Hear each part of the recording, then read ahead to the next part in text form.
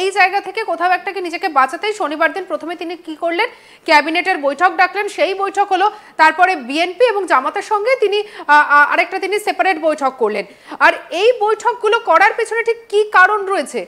পুরোটাই কি আইওয়াশ চলছে? না না, এটা সে কিন্তু ডেলিভারেটলি কাজগুলো করছে।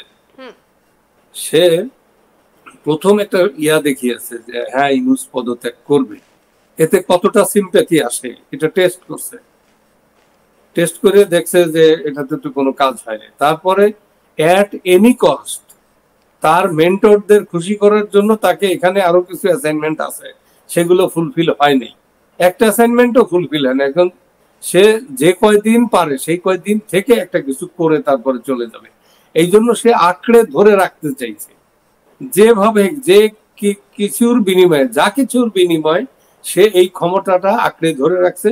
সে মনে করছে যে সেনাপ্রধান বলছে আচ্ছা ঠিক আছে দেখি একটু টাইম কিল করি রাজনৈতিক নেতাদের সাথে। বিএনপি তিনটের দল, একটা তো তার দুইটাই, জামাত আর তার যে নড়ি বানাইছে যে নতুন দল, এখনো নিবন্ধন পায় নাই, রেজিস্ট্রেশন পায় নাই, মানুষ হয় 4-5 জন, এই 3 জন ছাড়া তো ওই দলে তো আর কোনো লোক নেই। তো সেই লোকরে নিয়ে তারা সেই একটা বলে এটা রাজনৈতিক দলের সাথে কথা বলছি। যাও জামাতের কিছু, জামাতও নিবন্ধন নাই, জামাতও অবৈধ, জামাতকে কিন্তু ব্যান্ড করা আছে, এখনো তাকে ওপেন করা হয়নি অফিসিয়ালি, তার নিবন্ধন দেওয়া হয়নি এখনো। সে জামাতের সাথে বসছে, কিন্তু যে পার্টির সাথে বসছে বিএনপি, সেই বিএনপি তো তার আগের জায়গায় বলছে যে সেনাবাহিনীর প্রধান যে কথা বলছে সেটাতেও সে সঠিক কথা বলছে, সে নির্বাচনের কথা বলছে, সে মানুষ হত্যা করার বিরুদ্ধে বলছে, সে দেশে আইন শৃঙ্খলা প্রতিষ্ঠার কথা বলছে, রুল অফ লর কথা বলছে, গণতন্ত্রের কথা বলছে, গণতান্ত্রিক ভাবে নির্বাচিত সরকার প্রতিষ্ঠার কথা বলছে। সে ভুল বলছে কোথায়?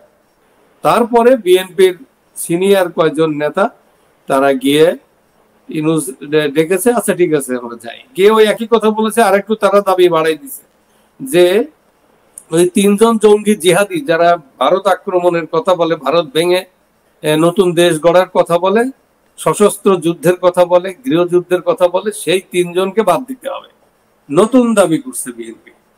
আরো যে কয়েকজন আছে বাইরের থেকে, যে যারা আমেরিকান সিটিজেন এবং বিভিন্ন জায়গা থেকে এসে যে উল্টাপাল্টা কাজ করছে, একজন চিফ জাতীয় নিরাপত্তা এর যাই পোস্টই নাই যেটা, সে এরকম 3 জন লোককে তারা বাদ দিতে পারে, মোট 6 জন লোককে বাদ দেওয়ার কথা এবার নতুন করে অফিসিয়ালি বলে আসছে। তার মানে কি? তার মানে সেনাপ্রধান যা বলছে বিএনপি সেটা আপহোল্ড করেই চলে আসছে। তো এখন বিষয়টা হচ্ছে, সে ইউনুসের বিষয় আমরা এখানেই শেষ করি যে ইউনুস তার শেষ নিঃশ্বাস পর্যন্ত সে আঁকড়ে ধরে রাখার চেষ্টা করবে একটা বিশ্ব বেহায়া যে কাজ করে ওই কাজটা।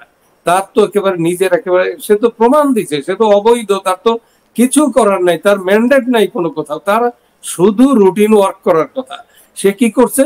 সে সারা দেশটাকে বিক্রি করে দিচ্ছে। এমন একটা শিক্ষিত লোক, সে কিভাবে এই কাজগুলো করে? সে কি গণতন্ত্র বোঝে না? সে রাষ্ট্র বোঝে না, স্টেট ক্রাফট কিচ্ছু বোঝে না। সে জাতিসংঘ দিয়া এই বাংলাদেশটাকে ধ্বংস করতে চাইছে, তার পক্ষে নিতে চাইছে, আরো কয়েকটা যে কাজগুলো সে করছে, এটা কি কোনো একটা মানুষের কাজ? যাই হোক, সেনাবাহিনী কিন্তু তার লাস্ট মুহূর্তে, এবং আমাদের সেনাপ্রধানরে তো সে তো অনেক ধৈর্যশীল, তার গায়ের চামড়া ভীষণ মোটা, সে যাই হোক অনেক ধৈর্য ধরতে পারে। তো তারপরও সে লাস্ট কথা বলে দিয়েছে। তো এখন আমাদেরকে দেখতে হবে, জনগণ তো হতবাক যে সেনাপ্রধানের কথার পরে ইউনুস তো জাস্ট রিজাইন করে চলে যাবে, তার কোনো এজেন্ডা, তার কিন্তু কোনো এজেন্ডা সামনে আর হবে না। ঘটনায় আপনি বলছেন যে জনগণ হতবাক হয়ে গেছে, খুব স্বাভাবিক, কিন্তু একটা কথা কিন্তু মনে রাখতে হবে যে জনতা জনার্দন, জনতা যদি চায় সবকিছু উল্টে পাল্টে দিতে পারে। তো এই ঘটনাটা কি বুমেরাং হয়ে দাঁড়াবে না? ইউনুস তো আসলে তার মাথার ভিতরে পাগল হয়ে গেছে, সে নর্মাল দেখি না তার ভিতরে। সে তার মুরব্বীদের, তার মেন্টরদের অ্যাসাইনমেন্ট পালন করার জন্য সে একেবারে উন্মাদ হয়ে গেছে। সে কোনো কিছু বুঝতে পারছে না। সে মনে করছে তার এই কয়েকজনের সাথে আমি আলোচনা করলে, কথা বললে দেখি আর কয়েকদিন কাটানো যায়, এইগুলো সে অপচেষ্টা চলছে তার। তো আমার দৃঢ় বিশ্বাস সে একেবারে একজন নোবেল লরেট যে ইতিহাস রচনা করবে বেইজ্জত হয়ে, সারা পৃথিবী দেখবে, সে বেইজ্জত না হওয়া পর্যন্ত, তাকে একেবারে ঘাড় ধাক্কা না দেওয়া পর্যন্ত, পাবলিক এসে তাকে ঘাড় ধাক্কা না দেওয়া পর্যন্ত সে যাবে বলে তা মনে হচ্ছে না। এগুলো সাধারণ পাবলিক বুঝে যে সেই কাজগুলো যা করছে তার আন্ডারে এই দেশটা ধ্বংস হয়ে গেছে। বাংলাদেশটা একেবারে একটা মগের রাজত্ব কায়েম হয়েছে, একটা মগের মুল্লুক হয়ে গেছে, একটা জঙ্গি দেশ হয়ে পরিণত হয়ে গেছে, সারা পৃথিবী বলছে, তারপরে সে বোঝে না এটা। কি করা যাবে বলুন, আমাদের দুর্ভাগ্য। তো যাই হোক, সে সহ্যের একটা সীমা আছে। আমার বিশ্বাস যে দেশের এই অবস্থা সাধারণ মানুষ মেনে নিবে না।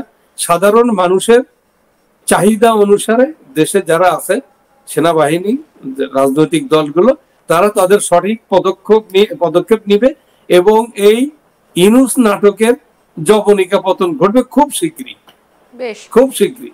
বেশ, অবশ্যই আপনি আমাদের সঙ্গে থাকুন। এইটা যেমন একটা গুরুত্বপূর্ণ বিষয়ের পাশাপাশি আরো একটা গুরুত্বপূর্ণ বিষয় চলে আসছে সেনা প্রধানের ভূমিকা নিয়ে। অবশ্যই আমরা এই নিয়ে করব আমাদের পরবর্তী আলোচনা। সেনা প্রধান ওয়াকারুজ্জামান, যার দিকে তাকিয়ে বর্তমানে বাংলাদেশের মানুষজন কিছুটা হলেও যেন আশার আলো দেখছিলেন। তারা ভাবছিলেন যে এই ওয়াকারুজ্জামান হয়তো এবারে এই বাংলাদেশে সেনা অভ্যুত্থান ঘটিয়ে মানুষের অবস্থার কিছুটা উন্নয়ন করতে পারে। একদিকে সরকার, রাজনৈতিক দল এবং সেনা, এই তিনের মধ্যে বিভেদ, আর এই বিভেদের কথা বারবার উঠে এসেছে। বলছি, ইউনূস সরকার এবং ওয়াকারুজ্জামান, এই দুজনের মধ্যে যে তাদের যে সমস্যা, অভ্যন্তরীণ সমস্যা, কিন্তু একটা কথার মধ্যে উঠে এসেছে। ওয়াকারুজ্জামান বলেছেন যে রাখাইন করিডোর, এই করিডোরের বিষয়টাকে তিনি সমর্থন করেন না এবং এটা তিনি হতে দেবেন না। অর্থাৎ ইউনূসের সঙ্গে তার মতবিরোধ রয়েছে এবং এই কথাও বলা হয়েছে যে ইউনূস বারবার যে কোনো সিদ্ধান্ত নেওয়ার ক্ষেত্রে ওয়াকারুজ্জামান এবং পুরো সেনাবাহিনীকে অন্ধকারে রেখেছেন। অর্থাৎ দুজনের মধ্যে বিভেদ একদম পরিষ্কার। তাহলে এই জায়গা থেকে প্রশ্ন উঠে আসছে, যখন সেনা অভ্যুত্থান শুরুই হলো, তাহলে ওয়াকার কেন তার নিজের ক্ষমতা দেখাতে পারলেন না? বাংলাদেশে কেন সেনা তার মেরুদণ্ড সোজা করে কাজ করতে পারলো না? কি অবস্থা, এ নিয়ে অবশ্যই কথা বলবো। আমাদের সঙ্গে রয়েছেন বাংলাদেশি সাংবাদিক শরীফ শাহাবুদ্দিন। স্যার, আপনাকে আরো একবার স্বাগত জানাই আজ তাক বাংলায়। আর অবশ্যই এই জায়গা থেকে আপনার কাছে আমার এই প্রশ্নটাই থাকছে সেনার ভূমিকা নিয়ে। আমার মনে হয় ওয়াকারের এই দীর্ঘদিনের অ্যাক্টিভিটিস দেখে আমার মনে হয় যে সেই খানিকটা স্লো, আমি বলবো স্টেডিও। স্লো অ্যান্ড স্টেডি শব্দটা কিন্তু খারাপ না, পজিটিভ। তো সে স্লো যাচ্ছে এবং জনগণ যখন একেবারে চাইবে যে না, আর এনাফ ইজ এনাফ, আর এটাকে সহ্য করা যাচ্ছে না, তখন বাধ্য হয়ে, যখন তার উপর তো, তার সেনাবাহিনীর উপরও তো